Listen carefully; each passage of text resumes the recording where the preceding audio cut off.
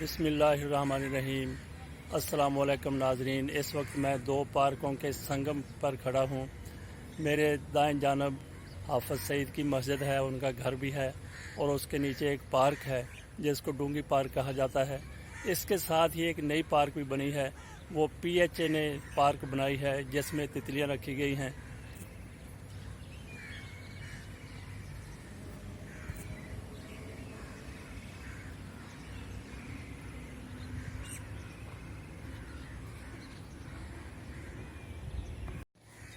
حافظ سعید والی پارک کا ہم نے گزشتہ ماہ بھی یہاں پہ میں واک کرنے کے لیے آتا ہوں، اس کا احوال بتایا تھا کہ کس طریقے سے وہ پارک پانی میں ڈوبی ہوئی ہے اور کس طریقے سے اس کا انتہائی برا حال ہو چکا ہے، لیکن اس کا کسی نے نوٹس نہیں لیا۔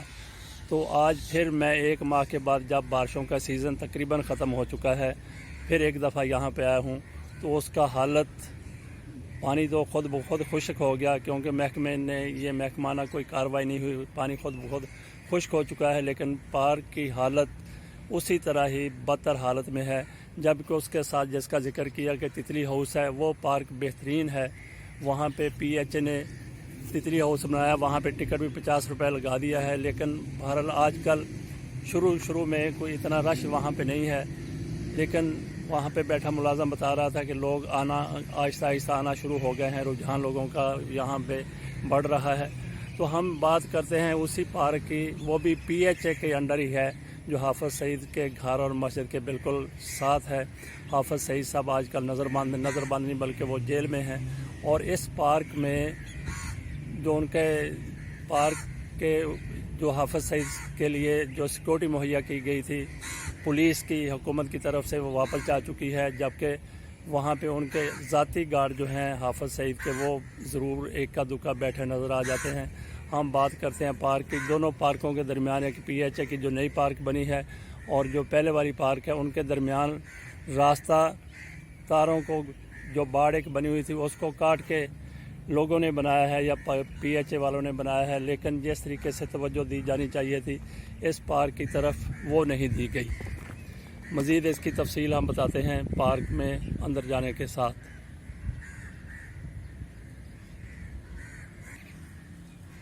یہ اس پارک کی انٹرنس ہے، یہاں سے دیکھ لیں کہ انسان کس طریقے سے، بڑے بوڑھے بھی یہاں پہ آتے ہیں، وہ کس طریقے سے نیچے اتر سکتا ہے سیڑھیوں سے، بالکل مشکل راستہ ہے۔ اور اس کے بعد سیڑھیوں کے نیچے پھر دیکھیں کہ کس طریقے سے پتھر ہیں، تو ان پتھروں کو دیکھ کے یاد آ جاتا ہے انہی پتھروں پہ چل کے اگر آ سکو تو آؤ، میرے گھر کے راستے میں کوئی کہکشاں نہیں ہے۔ تو پارک میں جو قدرتی خوبصورتی ہے، قدرتی جو نیچرل بیوٹی ہے، وہ اپنی جگہ کے اوپر موجود ہے، لیکن جو کچھ ذمہ داری ہے متعلقہ محکمے کی، وہ ہرگز پوری نہیں کی گئی۔ اس کے آہستہ آہستہ سے ہم آپ کو مناظر دکھانے کی کوشش کرتے ہیں کہ درخت بالکل سرسبز ہیں، ایستادہ ہیں، اونچے ہیں، گھاس بھی بے ترتیب ضرور ہے لیکن سبز گھاس ہے۔ اس کی صفائی کے اوپر توجہ ہی نہیں دی گئی۔ صفائی تو کیا، پارک کو مینٹین کرنے کے لیے بھی کوئی کوشش نظر نہیں آئی۔ بارشوں کا پانی خشک ہو چکا ہے، لیکن جس طریقے سے پی ایچ اے والے یا متعلقہ محکمہ جو بھی ہے ان کو جاگنا چاہیے تھا، وہ نہیں جاگ سکے، وہ اسی طرح سے سوئے ہوئے ہیں۔ بہرحال عملے کی تعداد جتنی بھی ہے ان کو تنخواہیں ملتی ہیں، ان کے افسروں کو تنخواہیں ملتی ہیں، لیکن وہ کیسے حلال کرتے ہیں یہ اس پارک کا جائزہ لیتے ہوئے، پارک کو دیکھتے ہوئے بالکل واضح ہو جاتا ہے۔ تو یہاں پہ خواتین اور بچے صبح واک کے لیے آیا کرتے تھے، لیکن آج مجھے کوئی بھی یہاں پہ نظر نہیں آیا۔ اکا دکا کوئی مرد و خواتین تھے، تو کوے کائیں کر رہے ہیں۔ اگر پارک میں کوئی رونق ہے تو ان کی وجہ سے کچھ ہو سکتی ہے، ادروائز تو جو محکمے کی ذمہ داری ہے وہ قطعاً پوری نہیں کی گئی۔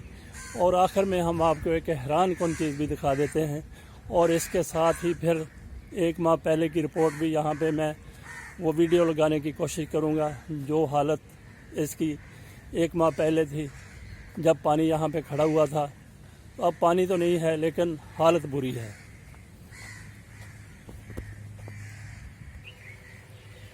پارک کے اندر یہ وہ بینچ لگے ہوئے ہیں، یہاں پہ عام طور پہ اس علاقے کی خواتین آ کے بیٹھتی تھی، خوش گپیاں کرتی تھی، کوئی ساسوں کی ستائی ہوئی بہویں آ جاتی تھی اور کچھ بہوؤں کی ستائی ہوئی ساسیں یہاں پہ آ کے اپنے سارے دن کے اپنے دل کے پھپھولے پھوڑ لیا کرتی تھی۔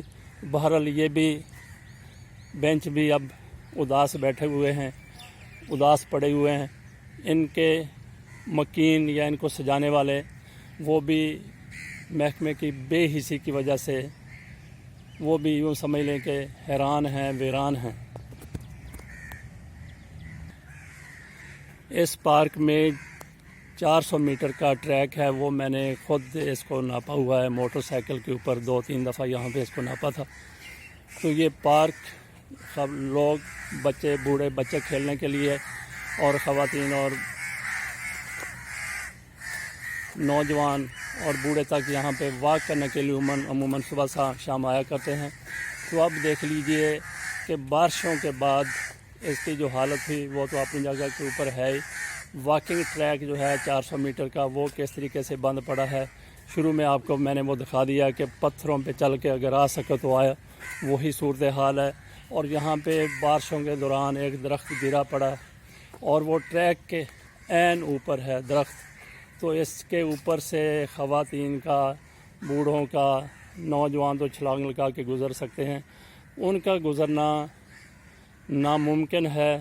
یا تو وہ اوپر سے آئیں، اوپر اگر بارش ہو چکی ہو تو کیچڑ اپنی جگہ پہ دونوں طرف موجود ہے۔ یہ دیکھ لیجئے کہ درخت بڑی شان و شوکت کے ساتھ پڑا ہوا ہے، کس کا ماتم کر رہا ہے، کس کا سیاپا کر رہا ہے۔ تو یہ راستہ اس درخت سے واکنگ ٹریک بلاک ہو چکا ہے، سٹاپ ہو چکا ہے۔ تو محکمے کو ویڈیو بھجوانے کی کوشش کریں گے، دیکھتے ہیں وہ کیا کرتے ہیں۔ تو اسی دوران مجھے یہاں پہ ایک حافظ سعید صاحب کے گھر کی سیکورٹی پر مامور عملہ موجود ہے، اس نے بتایا کہ پولیس والے اب بھی یہاں پہ ہیں۔ وہ بتا رہے تھے جی کہ پی ایچ اے والے یہاں پہ آئے ہیں، ٹریکٹر لے کے آئے ہیں، آتے ہیں چلے جاتے ہیں۔ بہرحال اپنی طرف سے وہ کوشش کر رہے ہیں کہ اس پارک کو دوبارہ بحال کر دیا جائے۔ یہ تو ان کا موقف لینے کی ضرورت تھی، لیکن وہ تو نہیں ملے۔ تو ان کے بارے میں یہ پتہ چل گیا کہ وہ کوشش ضرور کر رہے ہیں پارک کو بحال کرنے کی۔ تو جتنا جلدی ممکن ہو سکے ان کو پھر یہ پارک کو بحال کر دینا چاہیے۔